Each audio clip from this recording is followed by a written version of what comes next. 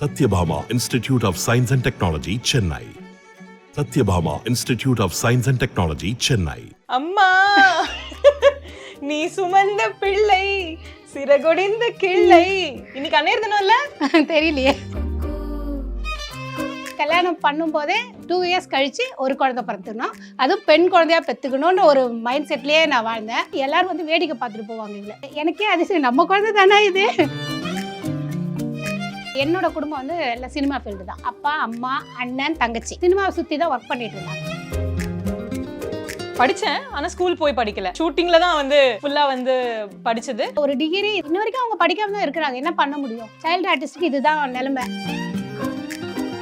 எழுதுற சீன்ல அவள் அழகா அழுதுருப்பா, சிரிக்கணுன்ற இடத்துல சிரிச்சிருப்பா, டைலாக் சொல்லி கொடுத்தாங்கன்னா அவள் அழகா பேசியிருப்பா. அந்த படம் எனக்கு ரொம்ப பெருமையா இருந்தது. சினிமால சம்மந்தம் இருக்கிறவங்க வந்து பொண்ணு கேட்டாங்கன்னா கண்டிப்பா நான் கொடுப்பேன். ஏன்னா இப்போ வரைக்குமே வந்துட்டு கமெண்ட்ல வந்து நிறைய பேர் அரிசி மூட்டை அப்படின்னு சொல்லுவாங்க. ஒல்லியா இருக்கணும்னு ரொம்ப ஸ்ட்ரெயின் பண்ணுவா. அவளை எதனா குண்டு சொன்னா சொல்லிட்டு போட்டா, அதனால பிரச்சனை கிடையாது. ரொம்ப நாள் அழுவல அப்படின்னா அழுகலைன்னா நான் பாத்ரூம்ல போய் அழுதுட்டு வருவாங்க. எதுனாலுமே அம்மா கிட்ட ஃபர்ஸ்ட் சொல்லிடுவேன், ஐ லவ் யூ.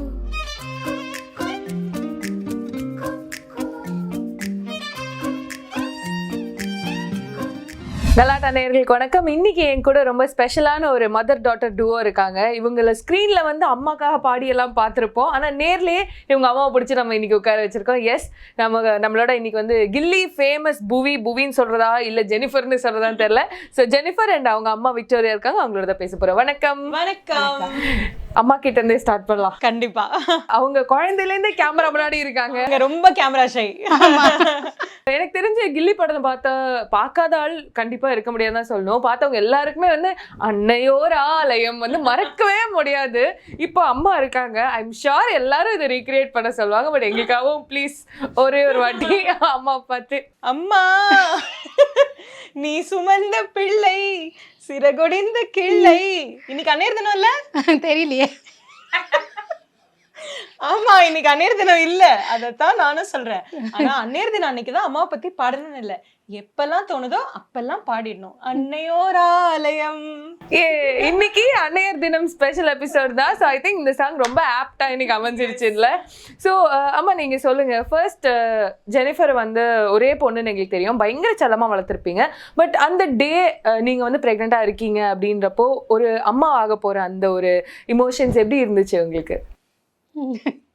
மறந்துருச்சு. எங்க அம்மாக்கு ரொம்ப மறந்துருக்கோம். இல்லை சந்தோஷமா இருந்தது. நான் வந்து கல்யாணம் பண்ணும்போதே 2 இயர்ஸ் கழிச்சு ஒரு குழந்தை பிறந்துக்கணும், அதுவும் பெண் குழந்தையா பெற்றுக்கணுன்ற ஒரு மைண்ட் செட்லேயே நான் வாழ்ந்தேன். அதே மாதிரி எனக்கு பெண் குழந்தை பிறந்தோன்னே ரொம்ப சந்தோஷமா இருந்தது. ப்ரெக்னென்ட் ஆகிறப்போ ஆக்சுவலி எங்கள் அண்ணன், நான், என் தங்கச்சி, ஆனால் நான் தான் ஃபஸ்ட்டு ப்ரெக்னென்ட்னும் போது எங்கள் வீட்டில் இருக்கவங்களும் எல்லாம் ரொம்ப நல்லா பார்த்துக்கிட்டாங்க. அதான் என்னை அப்படியே பூ போல பார்த்துக்கிட்டாங்க. அதெல்லாம் வேறு லெவலில் ஒரு சந்தோஷமாக தான் இருக்கும். எல்லாருக்குமே அது ரொம்ப சந்தோஷமான விஷயம். அதனால் ஒரு குழந்தை பெற்று அழகாக வளர்க்கணும்னு நினச்சிட்டே இருந்தேன். டெய்லி கனவு காணுவேன், என் குழந்தை எப்படி இருக்கும் நான் நினச்சிக்கிட்டே இருப்பேன். அப்போ சொல்லுவாங்க, ஒரு ஃபோட்டோ, அழகான குழந்தை ஃபோட்டோ பார்த்தா நல்லா அழகாக குழந்தை பிறக்கும்னு சொல்லுவாங்க. அதையுமே நான் ஃபாலோ பண்ணேன். அப்போது புக்ஸில் இருக்கிறதெல்லாம் ஃபாலோ பண்ணுவேன். எனக்கு அது ரொம்ப பிடிக்கும், குழந்தை ஆக்சுவலி ரொம்ப பிடிக்கும். அதெல்லாம் அந்த டைமில் ஃபாலோ பண்ணி அதுக்கப்புறம் குழந்தை பிறந்தா ரொம்ப சந்தோஷம். நல்ல வெள்ளையேறு பிறந்தப்போ எல்லாரும் சொல்லிட்டாங்க, ஃபாரினர் குழந்தை மாற்றிட்டீங்க அப்படி. ஏன்னா நான் ரொம்ப இன்னும் ஒல்லியாக இருப்பேன், இவர் நல்ல பிஸ்குன்னு பிறந்தா, நல்ல பயங்கர கலராக பிறந்தா. ஆக்சுவலி அவங்க அப்பா பயங்கர கலரு, இவங்க 2 பேர் கடையில் பார்த்தா நான் கொஞ்சம் கலர் டல்லு தான். ஆனால் வெள்ளையர்னு பிறந்தோடனே அங்கே ஆக்சுவலி உண்மையாக சொன்னால் எல்லோரும் வந்து வேடிக்கை பார்த்துட்டு போவாங்க இவளை. ஏன்னா இங்கே வந்து இந்த ரூஜ் போட்ட மாதிரியே இருக்கும், ரெட் கலராக இருக்கும். எனக்கே அதிசயம், நம்ம குழந்தை தானே இது அப்படின்னு. ஏன்னா நான் ரொம்ப ஒல்லி, எப்படின்னா புயல் அடித்தாலாம் கீழே விழுந்துருவா, அந்த ஒல்லி. இவன் நல்லா குண்டாக இருக்கிறா, நல்ல ஒரு அதான் உண்மையானா அப்படி இருந்தா, ஹெல்த்தியாக இருந்தா. எனக்கே அதான் சொல்கிறேன், என் குழந்தையான்றது எனக்கு ஒரு சந்தேகமாக இருந்தது. அந்த அளவுக்கு இருந்தா, பயங்கர கலராகவும் ரூஜ் போட்ட மாதிரி இருப்பா. ஃபர்ஸ்ட் டைம் அவங்க வந்து நடிக்கிறதுக்கான ஆப்பர்ச்சுனிட்டி எப்படி கிடைச்சது, அதை பற்றி சொல்லுங்கள். என்னோட குடும்பம் வந்து எல்லாம் சினிமா ஃபீல்டு தான். அப்பா அம்மா அண்ணன் தங்கச்சி எல்லாருமே சினிமாவில் பெரிய லெவலில் வரலனாலும் சினிமாவை சுற்றி தான் ஒர்க் பண்ணிட்டு இருந்தாங்க. அப்பா டைரக்ஷனு, அண்ணனும் டைரக்ஷனில் இருந்தது. அதான் பெரிய லெவல் வரல. அவ்வளோதான். அதனால நாங்களும் சினிமாக்காரங்களாக தான் வாழ்ந்துட்டு இருந்தோம். அப்போ ஒரு ஃபங்க்ஷனில் இவ்வளோ நான் குழந்தையா 7 or 8 months தூக்கிட்டு போகும்போது வாசு சார் பார்த்தாரு. பார்த்துட்டு இவளை வந்து நல்ல அதான் சொன்ன மாதிரி பிரபு குஷ்புக்கு குழந்தையா தேடிட்டு இருந்தாரு பையனா வேணும்னு. இவளை பார்த்த உடனே ஆக்சுவலி அப்போ பார்த்து சும்மா தூக்கி கொஞ்சிட்டு தான் போனார். குழந்தைங்களை பார்த்தாலே எல்லாரும் கொஞ்சுவாங்களா அந்த மாதிரி தான். அதுக்கப்புறம் 9 months அதாவது ஒரு 2 மாதம் கழித்து அவருக்கு அந்த படத்தில் தேவைப்பட்டப்போ சொல்லி அனுப்பிச்சாரு. அது எப்படி ஆனால் எங்களை கண்டுபிடிச்சாங்கன்னு எங்களுக்கு தெரியாது. நாங்கள் சினிமா ஃபீல்டில் இருந்தாலும் அப்போல்லாம் அந்த ஃபோன் எல்லாம் பெருசாக இருக்காது யார்கிட்டையும். ஆனால் எங்களை கண்டுபிடிச்சி அந்த ஃபங்க்ஷனுக்கு கல்யாண ஃபங்க்ஷனுக்கு வந்திருந்தாங்க, அவங்க அந்த குழந்தைய கூட்டிட்டு வாங்க நல்லா கரெக்டாக மேட்சாக இருக்கும்னு. அப்புறம் எங்களை தேடி வந்துட்டாங்க. அப்படி தான் வந்தது ஃபஸ்ட்டு சான்ஸு. போன பிறகு தான் பிரபு குஷ்பு குழந்தை தூக்கி கையில் கொடுத்துறாங்க, குஷ்பு கையில். அதுவும் அப்புறம் அந்த மாதிரி படம் ஜாலியாக பண்ணிட்டு இருந்தாங்க. அதில் ஆக்சுவலி அந்த கிளைமேக்ஸில் இவளோட இதில் தான் முடியும் அந்த படமே. கிளைமேக்ஸ் செம்மையாக இருக்கும் இவளை வச்சு. எனக்கு அப்போ ரொம்ப சந்தோஷமாக இருந்தது. பரவாயில்ல, நம்ம எதுவுமே ஸ்ட்ரெயின் பண்ணலை, ஆனால் அவளுக்கு நல்ல ஒரு கேரக்டர் அது அமைஞ்சுது. இவளோட இதில் தான் ஃபுல்லாக டைட்டிலே போடுவாங்க, லாஸ்ட் டைட்டிலே இவளோட ஃபேஸ் போட்டு. அது ரொம்ப அது எல்லாம் பயங்கர கிளாப்ஸாக இருக்கும் அந்த சீனுக்கே. அவங்க கண்டினியூஸாக படம் பண்ணிட்டு இருக்கும்போது ஸ்கூலுக்கு போகணும், அகாடமிக்ஸ்னு ஒன்று இருந்தது. சரி, எப்படி அதை பேலன்ஸ் பண்ண முடிஞ்சது அவங்களால? படித்தேன், ஆனால் ஸ்கூல் போய் படிக்கல.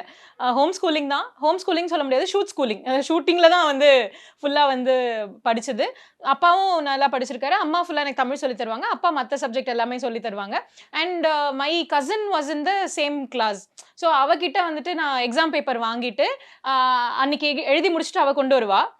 ஸோ அந்த பேப்பரை வந்து நான் நெக்ஸ்ட் டே ஷூட்டிங்கில் உட்காந்து நான் எக்ஸாம் எழுதுவேன். ஸோ இந்த மாதிரி தான் எனக்கு வந்து நானும் எங்களுக்கு செல்ஃப் எக்ஸாம் மாதிரி. அதுக்கப்புறம் நெக்ஸ்ட் டே அன்னைக்கு வந்து அம்மா கரெக்ட் பண்ணுவாங்க, இல்லை அப்பா கரெக்ட் பண்ணுவார். ஸோ படிக்கிறது எல்லாமே அந்த புக்ஸ் எல்லாம் என் கசின் அந்த இதில் இருந்தால் அதை வாங்கிட்டு படிச்சு இப்படியே தான் மேனேஜ் பண்ணிட்டு இருந்தேன். ஏன்னா ஸ்கூல் போனாலுமே 28 days மினிமம் ஷூட் இருக்கும் எனக்கு. 2 நாள் ஸ்கூல் போய் என்ன பண்ண முடியும்? அப்படின்னாலும் அவங்க ஒத்துக்கவும் மாட்டாங்க ஸ்கூலில், எந்த ஸ்கூல்லையுமே இந்த மாதிரி. ஸோ அதனால போனேன், பட் ஆனால் சரியாக ஒத்து வரல அப்படிங்கிறதுனால நிறுத்திட்டாங்க. ஸோ நிறுத்தினதுக்கப்புறம் ஆனால் எனக்கு படிப்பு மேலே ரொம்ப interest. Like I love to study. எதுனாலுமே எனக்கு ஏதாவது படிச்சுட்டே இருக்கணும் அப்படிங்கிற மாதிரி இன்ட்ரெஸ்ட் ஜாஸ்தி. அதனால அப்படியே ஷூட்டில் இருந்துட்டு, ஏன்னா அங்கே இருக்கப்போ நிறைய டைம் இருக்கும், நம்மளுக்கு ஷார்ட் இல்லாதப்பெல்லாம் டைம் ஃப்ரீயாக இருக்கும். ஸோ அப்போல்லாம் உட்காந்து ஏதாவது படிச்சுட்டே இருப்பேன். அது மாதிரி டெக்ஸ்ட் புக்ஸ் நானே படித்து அண்ட் தென் 7th தான் நான் வந்து ஸ்கூல் போக ஆரம்பிச்சது. 7th 8th அந்த மாதிரி டைமில் போனேன். அப்பவும் அதுக்கப்புறமும் பெருசாலாம் கண்டினியூ பண்ண முடியல. அகைன் எல்லாமே கரஸில் தான் முடிச்சேன். இவங்க வந்து அதை ரொம்ப கஷ்டப்பட்டு பேலன்ஸ் பண்ணியிருக்காங்க இல்லையா? அப்போ அந்த மாதிரி நாட்கள் பார்க்கும்போது உங்களுக்கு கஷ்டமாக தான் இருந்தது. சைல்டு ஆர்டிஸ்ட்டுக்கு நான் பொதுவாகவே இது நான் மைண்டில் வச்சுட்டு இருப்பேன். சைல்டு ஆர்டிஸ்ட்டுக்கு வந்து படிப்பு கண்டிப்பாக கெட்டு போகும். அது வந்து நம்ம பேரண்ட்ஸ் மட்டும்தான் கவலைப்படுவாங்க, மற்ற சுற்றி இருக்க யாருமே கவலைப்பட மாட்டாங்க. அந்த டைமில் அந்த வயசுக்கு கேரக்டர் வேணால் நம்மளை ஃபோர்ஸ் பண்ணுவாங்க, செம்மையாக இருக்குங்க, அதான் வேறு லெவலில் பேசிடுவாங்கன்னு வைங்க. பேசிட்டு நம்மளை அதை கன்வின்ஸ் பண்ணி நடிக்க வச்சுருவாங்க. வேறு வழி இல்லை, அதை குட்டியாக இருக்கும்போது அவங்களுக்கு தேவைப்படும். ஆனால் அதை வந்து உண்மையிலே சாக்ரிஃபைஸ் பார்த்தா அது ஃபேமிலி மட்டும்தான். இவளுக்கு படிப்பு கொடுக்க முடியலன்னு எங்களுக்கு இன்ன வரைக்குமே அது கஷ்டமாக தான் இருக்குது. ஆனால் வேறு வழி இல்லை. அதான் சொன்ன தொடர்ந்து ஷூட் வந்துகிட்டே இருக்கும். இப்போ கங்கா யமுனா சரஸ்வதினு ஒரு சீரியல் 4 வருஷம் 1000 episodes 4 வருஷம் கிட்ட போச்சு. அவளுக்கு 15 நாள் ஷூட் அதிலே போயிடும். அப்போது அதான் சொல்கிறேன், அது எப்படி சொல்கிறதுன்னு தெரியல. ஆனால் கண்டிப்பாக படிக்க அந்த செட்டில் இருக்க எல்லாம் 4 பிள்ளைங்க இருந்தாங்க. அதுலேயுமே 4 பேருமே படிக்க முடியல. இன்ன வரைக்கும் அவங்க படிக்காம தான் இருக்கிறாங்க. என்ன பண்ண முடியும்? சைல்டு ஆர்டிஸ்ட்டுக்கு இதுதான் நிலைமை. கஷ்டமாக தான் இருக்குது. ஆனால் அதை தவிர்த்து அதுலேருந்து நம்ம பேலன்ஸ் பண்ணி எப்படி வெளியே வந்து வேறு ஏதாவது சாதிக்கணும். இல்லை இந்த சினிமாலேயே பெரிய இப்போ ஸ்ரீதேவி கமல் பார்த்தா அவங்க அதிலே தான் இருந்தாங்க, பெரிய ஆர்டிஸ்ட் ஆகிட்டாங்க. எல்லாருமே பண்ண முடியுமானா முடியாது. எல்லாருக்குமே அது ஒரு தலையெழுத்துன்னு ஒன்று இருக்குது. அது வர்றது அவங்களோட இது தான். ஆனால் அது கொஞ்சம் கஷ்டம்தான். எனக்கு ரொம்ப கஷ்டம் அது. ஆக்சுவலி நான் வளரும்போது கூட தெரியல. எல்லோரும் கேட்பாங்க, அம்மா ஸ்கூலுக்கு அனுப்பியமான அவள் படிச்சிடறாள். எனக்கு அப்போ அதுதான் நான் சொல்வேன், அவள் தான் அந்தந்த சப்ஜெக்ட் படிச்சிடறாள். எனக்கு அது ஒரு பெரிய குறையாக அப்போ தெரியல. ஆனால் முடிச்சுட்டு நம்ம ஒரு டிகிரி இதெல்லாம் எதிர்பார்க்கும்போது இல்லைன்னும் போது எனக்கு அது கொஞ்சம் நான் ரொம்ப இப்போ ஃபீல் பண்ணுறேன். அது அப்போ தவறிடுச்சே அப்படின்னு. நம்ம கொஞ்சம் கான்ஃபிடென்ட்டாக நான் பண்ண முடியாதுன்னு சொல்லியிருக்கலாமோ அப்படின்லாம் நான் நினைப்பேன். ஆனால் முடிஞ்சிருச்சு. இது பற்றி நீ யோசிச்சு பிரயோஜனம் இல்லை. அது கஷ்டம் தான். ஆனால் கண்டிப்பாக என்னதான் இந்த பக்கம் கஷ்டம் இருந்தாலும் ஒரு பக்கம் அவங்கள ஸ்க்ரீனில் பார்க்கும்போது ஒரு சந்தோஷம் வரும் இல்லையா? ஸோ அந்த மாதிரி வந்து ஒரு மொமெண்ட்ல என் பொண்ணா இப்படி நடிச்சிருக்கா அப்படின்னு ஏதாவது ஒரு சீனுக்கு ஒரு படத்துக்கு எதுக்கு தோணுச்சு உங்களுக்கு? நேருக்கு நேர் படத்தில் வந்து எனக்கு ரொம்ப தோணுனது அதுதான். ஏன்னா அது ரொம்ப இன்னும் குழந்தை 5 வயசு 5 6 வயசு 6 வயசு கூட 5 வயசு 6 வயசு அது அந்த இதில் தான் பண்ணா. ஆக்சுவலி அந்த படம் பண்ணும்போது அவளுக்கு அதை ஸ்டேட் அவார்டே கொடுக்குற அளவுக்கு ஆக்ட் பண்ணியிருக்கா. கண்டிப்பாக நல்லா நடித்ததாக கொடுத்துருப்பாங்க. வசந்த் சார் வந்து நல்லா உட்கார வச்சு அழகாக புரிய வச்சு அவளை அந்த படத்தில் நடிக்க வச்சார். அந்த படம் பார்க்கும்போது எனக்கு உண்மையிலே ரொம்ப சந்தோஷமாக இருக்கு. ஏன்னா அழுகிற சீனில் அவள் அழகாக அழுதுருப்பா, சிரிக்கணுன்ற இடத்துல சிரிச்சிருப்பா, டைலாக் சொல்லி கொடுத்தாங்கன்னா அவள் அழகாக பேசியிருப்பா. அந்த படம் எனக்கு ரொம்ப பெருமையாக இருந்தது அவள் பண்ணும்போது. அம்மா சொல்லும்போது அவங்களுக்கு படிப்பு கொடுக்க முடியலன்னு நாங்கள் ரொம்ப வருத்தப்பட்டோம் அப்படின்னு சொன்னாங்க. நீங்கள் அதை என்னைக்காவது யோசிச்சிருக்கீங்களா? மேபி ஒரு டிகிரி பண்ணியிருக்கலாமோ அப்படின்ட்டு. நிறைய யோசிச்சிருக்கேன். எனக்கு வந்துட்டு அதை விட நான் அதுக்கப்புறம் ஃப்ரெஞ்ச் ஆரம்பித்தேன். ஸோ எனக்கு படிப்பு மேலே இன்ட்ரெஸ்ட் ஜாஸ்தி இருந்ததுனால ஃப்ரெஞ்ச் ஆரம்பித்தேன். அதுவுமே என்னால் 2 லெவல் தான் பண்ண முடிஞ்சது. அதுக்கப்புறம் எனக்கு ஜோடி நம்பர் 1 பண்ணணும் அப்படின்னு. நான் ஃப்ரெஞ்ச் அண்ட் ஜெர்மன் ஒரே டைமில் படித்தேன். ஸோ ரெண்டுமே ஈச் வந்து 3 லெவல்ஸ் முடிச்சிருக்கேன். இன்னொரு 2 லெவல் முடிச்சா ஐ கேன் நான் இன்னும் நல்லா ஃப்ளூவெண்ட்டாக பேசுகிற அளவுக்கு முடியும். பட் அதுக்குள்ளே எனக்கு ஜோடி வந்துருச்சு. So I had to quit that. So இந்த மாதிரி எல்லாமே ஹாஃபாக அப்படியே வந்து அங்கங்கே விட்டு வச்ச மாதிரி ஒரு ஃபீல். டிகிரி ஏதாச்சும் வந்திருக்கலாம், ஆனால் பண்ண முடியல. எனக்கு வந்து மருமக எப்படிலாம் இருக்கணும், என் பொண்ணு இதெல்லாம் சாதிச்சிருக்கா, யாரோடலாம் படம் பண்ணியிருக்கா, எங்கள் மாப்பிள்ளை இப்படி இருக்கணும் அப்படின்னு ஏதாவது எக்ஸ்பெக்டேஷன் இருக்கா உங்களுக்கு? அப்படி பார்த்தா எனக்கு வந்து என் பொண்ணை நல்லா பார்த்துக்கிற ஒரு பையன் வந்தாலே போதும். சினிமா ஆளுங்க வந்தால் எனக்கு ரொம்ப சந்தோஷம். எனக்கு அது ரொம்ப பிடிக்கும். நிறைய பேர் வந்து சினிமா அம்மாவும் வேற மாதிரி சொல்லுவாங்க. எனக்கு நான் சொல்லுவேன், சினிமால சம்மந்தம் இல்லை, சம்மந்தம் இருக்கிறவங்க வந்து பொண்ணு கேட்டாங்கன்னா கண்டிப்பா நான் கொடுப்பேன். ஏன்னா அவங்களுக்கு தான் பொண்ணு கொடுக்க மாட்டேன்னு எல்லாரும் எதிர்க்கிறாங்கல்ல. நான் சினிமா கரியானா நான் கொடுப்பேன் அப்படின்னு அதை ரொம்ப போல்டா சொல்லுவேன். நான் சினிமால இருக்கனால இன்னும் அண்டர்ஸ்டாண்ட் பண்ணிப்பாங்க. they will understand what cinema is all about அப்படின்னு. so it will be easy for you. அதனால சினிமா ஆளுங்கன்னா நம்ம ரொம்ப சந்தோஷம் அப்படின்வாங்க. சின்ன வயசுல இருந்தே வந்து சம்பாதிக்க ஆரம்பிச்சாங்கன்னா ஒரு இண்டிபெண்டன்ஸ் வந்து அவங்களுக்கு வந்துட்டே இருக்கும் இல்லையா? ஒரு ஸ்டேஜ்ல எஸ்பெஷலி இந்த அபியும் நானும் படத்துல எல்லாம் ஒரு பாயிண்ட்டுக்கு மேல த்ரிஷா வந்து I know what I am doing அப்படின்னு சொல்லி அந்த மாதிரி அவங்க ஏதாவது இதுல வந்து நான் பாத்துக்கிறேம்மா அப்படின்னு உங்க கையை லைட்டா அப்படி விட்டுருக்காங்களா? இல்ல அப்படியெல்லாம் அந்த படத்துலேயே அந்த கேரக்டர் ஆக்சுவலி எனக்கு ரொம்ப பிடிக்கும். அந்த அப்பா கேரக்டர் நான் என்ன நினைச்சுப்பேன், நான் அப்படிதான் அவளை பாத்துக்கிறேன்ற மாதிரி பிரகாஷ் ராஜ் கேரக்டர் நான் நினைச்சேன். ஸ்கூலுக்கு என்ன சைக்கிள்ல போக விட்டுட்டு பின்னாடியே நடந்து வருவாங்க. ஆமா, அவ வெளியே வர வரைக்கும் அவ போனதே 3 நாள் 4 நாள் ஸ்கூல் தான். அதுக்கே நான் அங்கதான் உட்காந்துட்டு இருப்பேன். அது மாதிரி அவ அப்படியெல்லாம் இப்போ நீங்கள் அந்த சிச்சுவேஷன் படி கேட்ட மாதிரினா அவள் அந்த மாதிரிலாம் எதுவும் சொன்ன மாதிரி தெரியல. ஆக்சுவலி அவள் சம்பாதிக்கும் போதும் அவளோட இப்போ வரைக்குமே அவங்க அப்பாவும் அவளுமா டிஸ்கஸ் பண்ணி தான் எல்லாமே செய்வாங்க.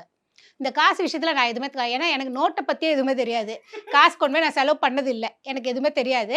அதனால் அவங்க 2 பேருமே அவள் குழந்தையா இருக்கும்போது நிறைய பேர் கேட்பாங்க, அவள் சம்பாதிக்கிறது பூரா வீட்டில் இருக்க மற்றவங்களுமே கேட்பாங்க, கணக்கு வழக்கு இல்லை, பாப்பா சம்பாதிக்கிறா, நீங்கள் இது பண்ணுறீங்க அது பண்ணுறீங்கன்னு. அப்போவும் அவங்க அப்பாவை ஒன்றுமே கேட்டதில்லை, ஃபுல்லாக அவர் பேரில் தான் காசு வரும், அவர் தான் எல்லாமே பண்ணார். இப்போ இவங்க 2 பேரும் சம்பாதிக்கும் போது கூட இவங்க 2 பேரும் டிஸ்கஸ் பண்ணி தான் எல்லாமே நடக்குது. அதனால் இவன் தனிப்பட்ட இப்போ காலேஜ் வரைக்கும் படிச்சுட்டு முடிச்சுட்டு போய் ஒரு ஃபஸ்ட்டு சம்பளம் வாங்கினோடனே வேற மாதிரி பேசுவாங்கல்ல, அது இது வரைக்கும் அந்த மாதிரி இல்லை, பேசுனதே கிடையாது. சின்ன வயசுலேருந்தே அந்த வருமானம் வந்துட்டு இருந்தனால இது இப்ப புதுசா நான் இப்ப சம்பாதிக்க பண்ணதில்லை. இட்ஸ் பீன் லாங், ரொம்ப வருஷமா இருக்கனால அது எங்களுக்கு அது பணம் வரும், ஓகே இன்னைக்கு வந்திருக்கு, இதுக்கு செலவு பண்ணலாம், இதுக்கு செலவு பண்ணலாம், வாங்க டின்னர் போகலாம், லஞ்ச் போகலாம். ஸோ இது நாங்க 3 பேரா ஃபேமிலியா ஏதாவது நல்லதா நடந்துச்சுன்னா நாங்கள் வெளில போய் சாப்பிடுவோம். இதுதான் மேக்ஸிமம் நாங்கள் செலவு பண்ணுறது. ஸோ அது 3 பேரும் சேர்ந்து செய்வோம். இது வாங்கலாம், ஓகே உனக்கு ஒரு நகை வாங்கலாம். ஸோ இது எல்லாமே டிஸ்கஸ் பண்ணி பண்ணுறது தான். எதுவுமே வந்து தானா என்னோட காசு அப்படின்னு நான் என்னைக்கும் யோசிச்சதும் இல்லை, எடுத்து வச்சதும் இல்லை. சேவ் பண்ணுவேன், பட் ஏன் காசுன்னு நினச்சது இல்லை. ஸோ அதனால ஐ டோன்ட் திங்க் ஸோ. அந்த மாதிரி நல்லா சக்ஸஸ்ஃபுல்லாக இருக்காங்கன்னா என்ன சொல்லி இவங்களை அட்டாக் பண்ணலான்னு யோசிச்சுட்டே இருப்பாங்களோ என்னமோ.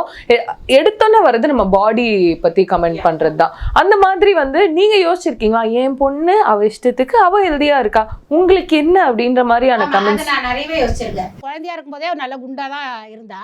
அதனால அவள் நடிக்க வரும்போது ஒரு காலகட்டத்துக்கு, அதான் சின்ன குழந்தைல அது பிரச்சனையே கிடையாது, அவள் குண்டா இருந்தாலும் ஓகே. ஒரு காலகட்டத்தில் அவளை ஒல்லியாக இருக்கணும்னு ரொம்ப ஸ்ட்ரெயின் பண்ணுவாள். ஆனால் நான் என்ன சொல்லுவேன்னா, நீ எல்லாம் பண்ணு, ஆனால் சாப்பிட்றது எனர்ஜெட்டிக்காக சாப்பிட்டுக்கோ. எனக்கு அது ரொம்ப சொல்லுவேன், நீ பட்னியாக இருந்து உடம்பு இழைக்காது, எக்ஸசைஸ் பண்ணு. அது நமக்கு அவ்வளோ நாலேஜ் இல்லைனாலும் நீ அதை பற்றி தெரிஞ்சுக்கிட்டு நீ இரு அப்படின்வேன். அவள் ரொம்ப எக்ஸசைஸ் அது இதுன்னு பண்ணியிருக்கா. என்னன்னா அவள் உடல்வாகும் ஒன்று, நம்ம எல்லாருமே இப்போ நான் வந்து ஒல்லியாக தான் இருப்பேன், இன்னும் ஒல்லியாக இருந்திருக்கேன். ஏன் உடல்வாகு அது, அதை வச்சு அவளை நம்ம சொல்ல முடியாது இல்லையா. அவளோட உடல்வாகு கொஞ்சம் குண்டாவே தான் இருப்பா. அதுக்காக நீ சாப்பிடாத, எதுவுமே பண்ணாத நான் சொன்னதே கிடையாது. ஆனால் நீ மெயின்டைன் பண்ணிக்கோ.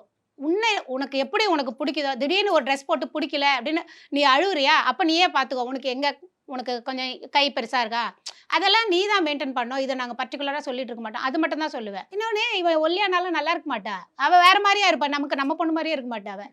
நான் இப்படியே பார்த்து பழகிட்டோம்ல, அதனால் நாங்கள் அதை ரொம்ப இது பண்ணுறது இல்லை. அவளை எதனா குண்டுன்னு சொன்னால் சொல்லிட்டு போட்டோம், அதனால பிரச்சனை கிடையாது. நம்ம எனக்கு இதுதான் பிடிச்சிருக்கு. சிலர் வந்து ஹீரோயின் தான் இப்படிதான் இருக்கணும் அப்படின்ற ஒரு ஸ்டிக்மா இன்னுமே இருக்கு. அது உங்களுக்கு என்னைக்காவது ஒரு ப்ரெஷரா ஃபீல் ஆயிருக்கா? இல்ல, ஏன்னா எனக்கு பெருசா ஹீரோயின் ஆகணுன்ற ஐடியாவே இருந்தது இல்ல. எப்பவுமே லேட் டீன்ஸ்ல அந்த ஒரு ப்ரெஷர் இருந்தது. 18, 19ஸ்ல அந்த டைம்ல அப்போதான் ரொம்ப டயட் இருக்கிறது, அந்த மாதிரி உடம்ப வருத்திக்கிறது, அப்படி இப்படிதான் இருக்கணும் அப்படிதான் இருக்கணும்னு.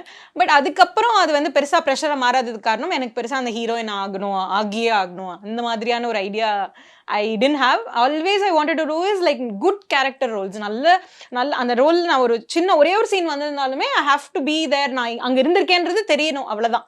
That's all I wanted.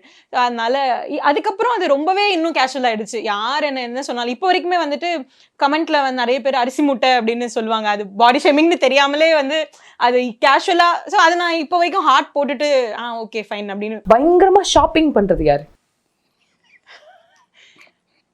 அப்படி எனக்கு தெரியவே இல்லையே. நான் தான் அம்மாக்கும் வாங்கி தருவேன், நான் தான் எனக்கும் வாங்கிப்பேன். இதுல நான் எப்படி ஷாப்பிங் பண்றது? பயங்கரமா ஷாப்பிங் ஆக்சுவலி ஜெனி தான். இப்ப நான் போறது இல்ல, அம்மா வர்றதே இல்ல. இல்லன்னா நாங்க 2 பேரும் தான் ஒண்ணா கடைக்கு போவோம். 2 பேரும் நேத்து போய் 2 பேருக்கும் எனக்கும் நான் புது ட்ரெஸ் வாங்கினா அம்மாக்கு புது ட்ரெஸ் வாங்க. சோ மோஸ்ட்லி நான் எனக்கு எடுக்க போனாலும் if I'm taking 3 tops or 2 tops I'll take one for mom. ஏன் அத 2-3 வாங்க மாட்டேனா உங்களுக்கு நான் முன்ன வந்து நாங்க 2 பேருமே போவோமா, இப்ப நான் போறது இல்ல. இல்லன்னா கஷ்டமா இருக்கு, நடக்கிறதால கொஞ்சம் கஷ்டமா இருக்குல்ல, அதனால அவளே போய் வாங்கிட்டு வந்தா. அம்மா பொண்ணுக்குள்ள காம்படிஷன் யாரு பெஸ்ட் ஷெஃப் உங்க 2 பேருக்குள்ள? ஈஸியா சொல்லிட்டாங்க. இல்ல இல்ல அது உண்மைதான். அம்மா எப்படின்னா she is a amazing cook. ஏன்னா அது சொல்லக்கூடாது, ஏன்னா 30 வருஷமா அவங்க சமைச்சிருக்காங்க. ஸோ அதனால அவங்களுடைய சமையல்லாம் குறைய சொல்ல முடியாது. டெய்லி காலையில மத்தியானம் நைட்டுன்னு சமைக்கிறவங்களுக்கு தான் அதோட கஷ்டம் தெரியும். நான் அப்பப்போ வந்து சும்மா சமைச்சிட்டு நான் பேர் வாங்கிட்டு போக விரும்பல. பட் அந்த ஏதாவது ஸ்பெஷலா இருக்கு, இப்போ சிக்கன் வாங்கியிருக்காங்க அப்படின்னா மீதி இருக்க சாம்பார் ரசம் எல்லாமே அம்மா செஞ்சிடுவாங்க. அந்த சிக்கன் மட்டும் நான் தான் போய் செய்வேன். சோ அந்த மாதிரி பயங்கர அந்த ஓசிடி சொல்லுவாங்கல்ல, பர்ஃபெக்ஷனா இருக்கணும் அப்படின்றது, அது யாரு? அது நான் தான் கண்டிப்பா. நான் இல்ல, அம்மா இப்படி எடுத்து தூக்கி போடுவாங்க, இப்படி என்னால முடியாதுமா, என் பீரோலாம் கச்சாமச்சான்னு இருக்கும். என்னால முடியாதுமா, நான் என்னால முடிஞ்ச வேலை செய்வோமா, இல்லன்னா நான் உட்காந்து. இன்னைக்கு கூட பீரோ திறக்கிறப்போ நான் சொல்லுவேன் வச்சுட்டு இந்த அடுக்காதன்னு சொல்லுவேன். இருந்தாலும் என்ன பண்ணுவாங்க, ஏதோ சரி ஓகே நான் மடிச்சு வைக்கிறேன்னு சொல்லி சுருட்டி மடிச்செல்லாம் வைக்க மாட்டாங்க, சுருட்டி உள்ள தள்ளி போட்டுருவாங்க. சரி ஓகே இன்னைக்கு நான் போய் என்னோட பீரோ திறக்கிறேன், என்னோட நைட் ஷார்ட்ஸ் வந்து என்னோட குர்த்தி இருக்கிற இடத்துல இருக்கு. நான் கேட்கறேன் இது எதுக்கு இங்க வந்தது? இப்ப நான் இந்த ஷார்ட்ஸ் தேடினா எப்படி தேடுவேன்? என்ன மேம் இது எல்லார் வீட்லயும் அப்படியே ஆப்போசிட்டா இருக்கும். அம்மாக்கள் தான் ஸ்ட்ரிக்ட்டா இருப்பாங்க. இல்லம்மா, எனக்கு இந்த துணி மடிச்சு வைக்கிறது எனக்கு எப்பவுமே பிடிக்காத ஒரு வேலை. அதனால பிடிச்ச வேலை சொல்லு. ஒண்ணுமே இல்ல, எனக்கு சமையல் செய்ய சொன்னாலும் பிடிக்காது. சரி அதுக்கு நீ சும்மா உட்காரு, அதுவும் போர் அடிக்கும். சரி ஏதோ ஒண்ணு செய்வோமே. ஏமா இப்படி இருக்க கூடாதா? சட்டமா என்ன, நாங்க எல்லாம் பிடிச்சுதான் செய்யறோம், கிடையவே கிடையாது. எனக்கு எதுவுமே பிடிக்காது, அதனால நான் செய்யணும். அது உண்மைதான். நான் அடிக்கடி விட சொல்லுவேன், எனக்கு சமைக்க சத்தியமா பிடிக்கல, நான் சமைக்கணும், 3 வேலையும் யோசிக்கணும். ஆண்டவனே இப்பெல்லாம் நீ என்ன வேணும் சொல்லு, மரியாதையா அதை தான் நான் செய்வேன். நான் யோசிச்சு எனக்கு ஒரு மாதிரி ஆயிடுச்சு. அதுக்கப்புறம் கொஞ்ச நாள் உண்மையா சொன்னா, இது சொல்லலாமா வேணாமான்னு தெரியல, வெங்காயம் தக்காளியெல்லாம் வதக்கினா எனக்கு ஒரு மாதிரி பைத்தியம் பிடிச்ச மாதிரி இருக்கு. சிவப்பு கலர் பார்த்தாலே பைத்தியம், என்னடா இது எப்போ பார்த்தாலும் இது வெங்காயம் தக்காளி வதக்குறோம், மிளகாத்தூளை போடுறோம். உண்மையிலேம்மா எனக்கு நான் வந்து 9th ஸ்டாண்டர்ட் படிக்கும்போதுல சமையல் பண்ணுறேன். எங்கள் அம்மா அப்பாலாம் சினிமா ஃபீல்டுன்னு சொன்னால எல்லாருமே வெளியே போனால் நான் தான் சமையல் பண்ணி கொடுப்பேன். அது செஞ்சனாலே என்னன்னு தெரியல, சுத்தமாக எனக்கு பிடிக்கிறது இல்லை சமையல் பக்கம் போகிறதுக்கு. சரி இவ இருக்கும்போது நான் சொல்லுவேன், அம்மா நீ சமைச்சுக்கோமா அப்படின்னுவேன். இவ செய்யறது எல்லாம் வெரைட்டியாக செய்வா. எனக்கு தெரிஞ்ச நிறைய உமன் வந்து சொல்ல முடியாத விஷயத்த வந்து அம்மா வந்து தைரியமா ஒப்பனா ஆமா அப்படி இதுதான் பிடிக்கல அப்படின்னு சொல்லிட்டீங்க. ஐ திங்க் அம்மா பண்ற குழந்தைத்தனம்லாம் என்னன்னு சொல்லுங்க ஜெனி. அழுவாங்க, எதுக்குனாலும் அழுவாங்க, எதுக்கு அழுகுறாங்கன்னே தெரியாது. அடிக்கடி அழுவணும், அது உண்மைதான். எனக்கு அழுறதுக்கு பிடிக்கும், நான் அழுகுறேன். ரொம்ப நாள் அழுவல அப்படின்னா, அழுகலன்னா நான் பாத்ரூம்ல போய் அழுதுட்டு வருவாங்க. ஒரு நிமிஷம், ஏன் மேம்? அப்படி இல்லை, எனக்கு அழுகிறது பிடிக்கும். எனக்கு ஒரு மாதிரி மைண்ட் ஃப்ரீ ஆகிற மாதிரி இருக்கும். நிஜமா நான் சொல்றது, இது என்ன பைத்தியம் நினைச்சாலும் பரவாயில்ல. விஜய் சார் வந்து எந்த படம் அது, துல்லாத மனம் துள்ளும்ல வந்து அந்த ஒரு டெத் நியூஸ் ஏதோ கேட்டோன்னா பாத்ரூம்ல போய் அழுவாரு.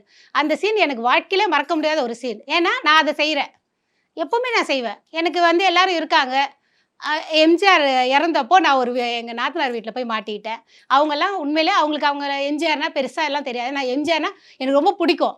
அப்போ நான் என்ன பண்ண முடியும், பாத்ரூமில் தான் போய் அழுதேன். நான் அப்படியே குலுங்கி அழுகுறேன், கண்ணெல்லாம் வீங்கிடுச்சு. இது மாதிரி காரணம் இருக்கு, இது மாதிரி இல்லாமலும் she likes to cry. அது மாதிரி எனக்கு வந்து சில சாங்ஸ் கேட்டால் எனக்கு கண்டிப்பாக அழுக வந்துடும். பாசமலர் சாங் கேட்டால் கண்டிப்பாக நான் அழுவேன். அது எந்த இடத்துல இருந்தாலும் அந்த சாங் கேட்டால் அழுவேன். அம்மா சாங் கேட்டால் அழுவேன். அது என்னோட கேரக்டர். அதுக்கு நான் வெக்கப்படுறதே இல்லை. எனக்கு அழுதோடனே உனக்கு ஃப்ரீ ஆயிரும். எனக்கு ஓகே. இவ காரில் போகும்போது அம்மா சாங் ஒன்று போடுவான். அது ஆட்டோமேட்டிக்காக எனக்கு கண்ணில் அப்படி கண்ணீர் அப்படியே கொட்டிரும். ஜெனியை வந்து நீங்க வந்து அம்மா மாதிரி பாத்துக்கிறாள் அப்படின்ற மாதிரி நீங்க நினைச்ச மொமெண்ட்ஸ் என்னென்ன? எல்லா விஷயத்துலையுமே அவள் தான் என்னை பார்த்துக்கிறா. இப்போன்னு இல்லையே, அப்பத்துலேருந்தே ரொம்ப சின்ன குழந்தையா இருக்கும் போதுலேருந்துமே எனக்கு ஒன்றுமே தெரியாது. ஆக்சுவலி அதுதான் எங்கள் அப்பா அம்மா என்ன அப்படி வளர்த்து விட்டாங்க. ஒன்றுமே இன்ன வரைக்கும் எனக்கு காசு கூட தெரியாதுமா, காசு செலவு பண்ணதில்லை.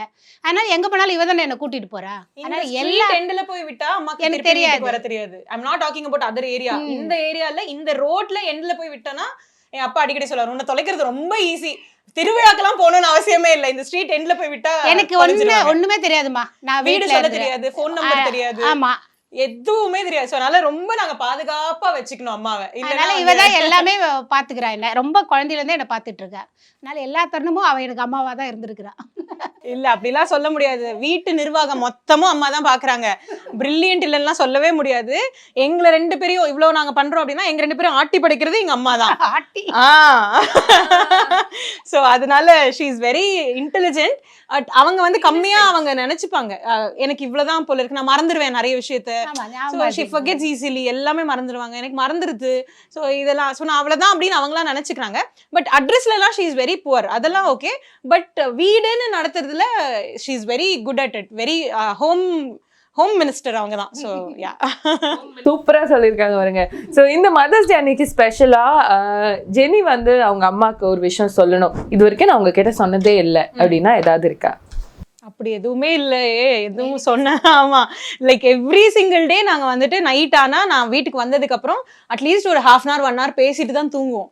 ஸோ இந்த மாதிரி சொல்லாமதான் இருந்தது இல்லை. She is like been my best friend. எதுனாலுமே அம்மா கிட்ட ஃபர்ஸ்ட் சொல்லிடுவேன், சரண்டர் ஆயிடுவேன். அதுக்கப்புறம் தான் வந்து வேற பேச்சு. I don't think there is anything நான் சொல்லாம இருந்தது இல்லை. மேபி ஐ லவ் யூ அது சொன்னதில்லை. அவங்க வந்து ரொம்ப சிம்பிளா என்னோட பெஸ்ட் ஃப்ரெண்ட் எங்க அம்மா அப்படின்னு சொல்லிட்டாங்க. பட் எல்லா மதர்ஸுமே ஸ்பெஷல். ஸோ இந்த தருணத்துல உங்களோட அம்மா, ஏன்னா நீங்க நான் வந்து 9th standardலேருந்தே வந்து சமைக்கிறேன் அப்படி, அவங்க அப்ப பிஸியா இருந்திருப்பாங்க இல்லையா? ஸோ உங்க அம்மா கிட்ட நீங்க ஏதாவது சொன்னதை மிஸ் பண்ணிருக்கீங்களா? இல்லை, எங்க அம்மா நான் டெய்லி மிஸ் பண்ணுவேன். டெய்லி அந்த அழுகுற விஷயத்துல அதுவும் ஒன்று தான். எங்க அம்மா இறந்து ஒரு 10 வருஷம் ஆயிடுச்சு. அது அம்மாவை நினைச்சா கண்டிப்பா நான் அழுதுட்டே தான் இருப்பேன். எங்கள் அம்மா ரொம்ப ரொம்ப நான் மிஸ் பண்ணுறேன். எனக்கு எங்கள் அம்மானா ரொம்ப பிடிக்கும், அது எல்லாருக்குமே தெரியும். அம்மானா அப்படியே ஒரு அழுகை வந்துடும். அதை நான் என்ன சொல்கிறதுக்குன்னு இல்லை, டெய்லி அவங்க இப்போ இல்லாதனால எனக்கு அது ரொம்ப ஃபீலாக இருக்குது. இப்போ எனக்கு என் ஏஜுக்கே அவங்க இல்லாத ரொம்ப ஃபீலாக இருக்குது. அதனால் நான் நினச்சிப்பேன், நம்மளாம் இல்லைன்னா இவன் ரொம்ப ஃபீல் பண்ணுவா போல இருக்கு அப்படின்னு நம்ம நினச்சிப்பேன். கொஞ்சம் கஷ்டமாக தான் இருக்கும். அம்மான்றது எல்லாருக்குமே அம்மா தானே, அதனால அதை யோசிக்கும் போதே எனக்கு கஷ்டம்தான். நீங்க என்னைக்காவது யோசிச்சிருக்கீங்களா, அவங்க வந்து சின்ன வயசுல இருந்தே நடிச்சிட்டு இருக்காங்க, ஆனா அவங்களுக்கான வாய்ப்பு இன்னும் சரியா வரலையோ அப்படின்ட்டு? அது நான் நினைச்சிருக்கேன். அவள் நிறைய கேரக்டர்ஸ் பண்ணியிருக்கா. அந்த அளவுக்கு சினிமாவில் வந்து எனக்கு தெரிஞ்சு கில்லின்றது ஒரு படம் வரலன்னா அவளை இன்னும் இந்த அளவுக்கு கூட அவளுக்கு யாருக்குமே தெரிஞ்சிருக்காது. அவள் அது வரைக்கும் கடவுளுக்கு நன்றி சொல்லுவேன் நான். அந்த அட்லீஸ்ட் அந்த ஸ்டேஜில் அந்த டைமில் அவளுக்கு அந்த படம் வந்தது. இன்ன வரைக்கும் அந்த படத்தை வச்சு அவளை பாராட்டிட்டு இருக்காங்க, எல்லாம் பண்ணுறாங்க. அது ஓகே. இன்னும் வேற லெவலில் அவளுக்கு வந்து நல்ல கேரக்டர்ஸ் வந்தால் செம்மையாக நடிச்சிருப்பா அப்படின்ட்டு என் மனசில் இருக்குது. ரொம்ப ஸ்பெஷலான இந்த ஒரு மதர்ஸ் டே உங்களுக்குமே ரொம்ப ஸ்பெஷலாக இருக்கும். அண்ட் உங்களுக்கு வந்து ஜெனி இன்னொரு அம்மாவாக தான் இருக்காங்க. அம்மாவை மிஸ் பண்ணாதீங்க, இங்கே தான் இருக்காங்க. ஸோ தேங்க்யூ ஸோ மச் 2 பேருக்குமே. ரொம்ப ஜாலியாக பேசுனீங்க, ரொம்ப நன்றி. ரொம்ப ஃபன்னாக இருந்தது. Thank you so much. Satyabhama Institute of Science and Technology, Chennai. Satyabhama Institute of Science and Technology, Chennai.